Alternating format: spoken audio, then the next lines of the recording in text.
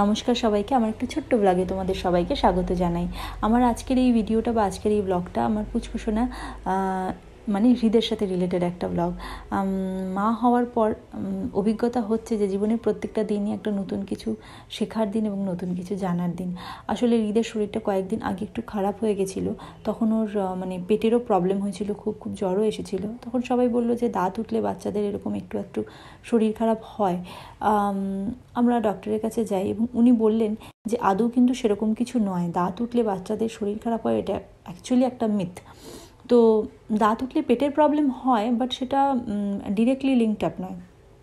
তো যাই হোক, উনি ওর জন্য ওষুধ দিলেন এবং বললেন যে খাবারের চেঞ্জ করতে হবে, খাবারে অনেক কিছু দেওয়া যাবে না আগামী কয়েকদিন। এবং সেটা হলো চাল, শুধুমাত্র চালের জিনিস দেওয়া যাবে, আটা, ডাল, দুধ এগুলো কিন্তু কিছু দেওয়া যাবে না।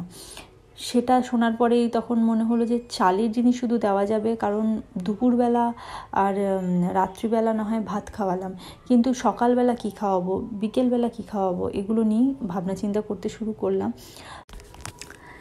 তারপরেই ভাবনা চিন্তা করার পরেই একটা খাবার আমি ওকে প্রিপেয়ার করে খাওয়াই এবং তার রেসিপিটাই আমি তোমাদের সাথে আজকে শেয়ার করতে এসেছি। তো চলো দেখে নেওয়া যাক রেসিপিটা কী। জন্য আমি কড়াইতে প্রথমেই একটুখানি মাখন দিয়ে নিয়েছি, তারপর আমি কয়েকটা সর্ষে ওই মাখনের মধ্যে দিয়ে দিয়েছি। তারপর আমি দুটো কারি পাতা দেবো ওর মধ্যে। কারি পাতা কিন্তু ইমিউনিটি বুস্ট আপ করার জন্য ভীষণ হেল্পফুল একটা ইনগ্রিডিয়েন্ট। কারি পাতাটা দেওয়ার পর আমি এক পিঞ্চের থেকেও কম, একদম সামান্য একটুখানি হিং দিয়েছি। হিংও কিন্তু ভীষণ ভালো একটা উপকরণ এবং এটা হজমের জন্য ভীষণ ভালো। হিংটা দেওয়ার পর একটু নাড়াচাড়া করার পর আমি গ্রেট করে রাখা আলু আর গ্রেট করে রাখা গাজর এর মধ্যে দিয়ে দেবো। আমি কিন্তু কোনোটাই সেদ্ধ করে নিইনি, সবটাই শুধু গ্রেট করা রয়েছে। এই দুটো উপকরণ দিয়ে আমি ভালো করে নেড়ে চেড়ে নেব। নাড়াচাড়া করার পর আমি এর মধ্যে একটুখানি হলুদ আর নুন দিয়ে দেবো, দিয়ে নাড়াচাড়া করে যতটা চিড়ে ও খাবে, এরপর আমি চিড়েটা দেবো, যতটা চিড়ে ও খাবে সেই চিড়েটা আমি একটু ভালো করে ধুয়ে ভিজিয়ে রেখেছিলাম 10 মিনিটের জন্য। ওই চিড়েটাই আমি এর মধ্যে দিয়ে দিয়েছি এবং দেখো এটাকে ভালো করে নেড়ে চেড়ে নিচ্ছি। নাড়াচাড়া করা হয়ে গেলেই এর মধ্যে আমি একটুখানি জল দিয়ে নেব। জল দিয়ে একটু ভালো করে নেড়ে নেব যাতে পুরোপুরি যে প্রিপারেশনটা আছে ওটা এর মধ্যে ডাইলিউট হয়ে যায় আর ঠিক একটা কনসিস্টেন্সি আসে খাওয়ানোর জন্য।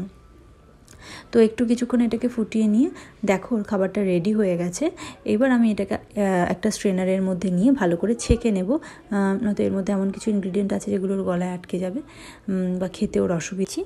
ছেঁকে নেওয়ার পর দেখো খাবারটা রেডি হয়ে গেছে। আমি খাওয়ানোর আগে জাস্ট এটার মধ্যে সামান্য একটুখানি গোলমরিচের গুঁড়ো ছড়িয়ে দেবো। এটা খেতেও কিন্তু বেশ টেস্টফুল হয় এবং বাচ্চারা খেতে বেশ এনজয়ও করে খাবারটা। এটা এমনি সময়ও দেওয়া যেতে পারে এবং এটা হেলদি ওয়েট গেনের জন্য বাচ্চাদের হেলদি ওয়েট গেনের জন্য ভীষণই ভালো একটা খাবার। তোমাদের কাছেও যদি এরকম ভালো ভালো ফুড রেসিপিস থাকে বাচ্চাদের জন্য, প্লিজ আমার সাথে শেয়ার করো। And thanks for watching.